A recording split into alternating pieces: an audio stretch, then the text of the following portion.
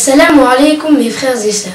Aujourd'hui, Inch'Allah, nous allons parler de l'ordre d'entrée en existence des choses de ce monde. Donc, la première créature entrée en existence est l'eau. Puis ont été créés le trône, Al-Arsh, le kalam élevé, Al-Qalam, la table préservée, Al-Lawh al-Mahfouz, et ensuite les cieux et la terre. L'homme est la dernière espèce que Dieu Allah Ta'ala a créée. Il a été rapporté à propos de la description de la table préservée qu'elle est constituée d'une pierre précieuse blanche entourée d'une pierre précieuse rouge. Son étendue fait 500 ans de traversée. Allah Ta'ala a ordonné au kalam d'écrire.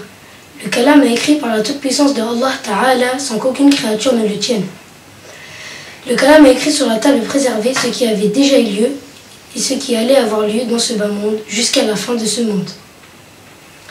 Ainsi, il n'y a pas un humain qui naisse, ni une goutte d'eau qui descende du ciel sans que cela ne soit conforme à ce qui est écrit sur la table préservée.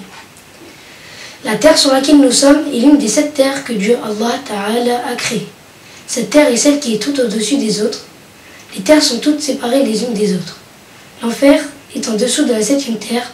Il s'agit du feu dont Allah a menacé les désobéissants parmi ses esclaves.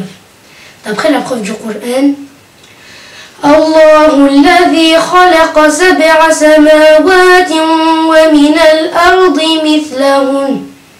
Ce qui a pour sens, c'est Allah qui a créé 7 cieux et autant de terres. Quant aux cieux, ils sont au nombre de 7. Ce sont des corps palpables que Dieu Allah a élevés sans piliers.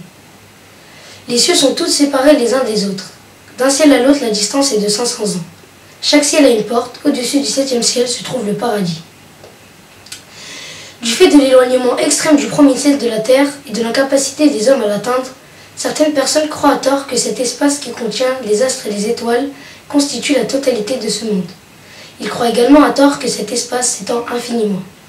Mais Allah nous informe à ce sujet dans le Coran et le prophète dans son hadith que cet espace est limité et qu'il ne constitue pas la totalité du monde. Après la création des 7 cieux, Allah Ta'ala a créé les commodités de la terre telles que les fleuves, les montagnes, les arbres et autres. La création des anges, des djinns et des animaux ont précédé la création de notre maître Adam alayhi salam. Ensuite, Allah Ta'ala a créé Adam. Il est le dernier être créé du point de vue du genre et il est le premier des prophètes.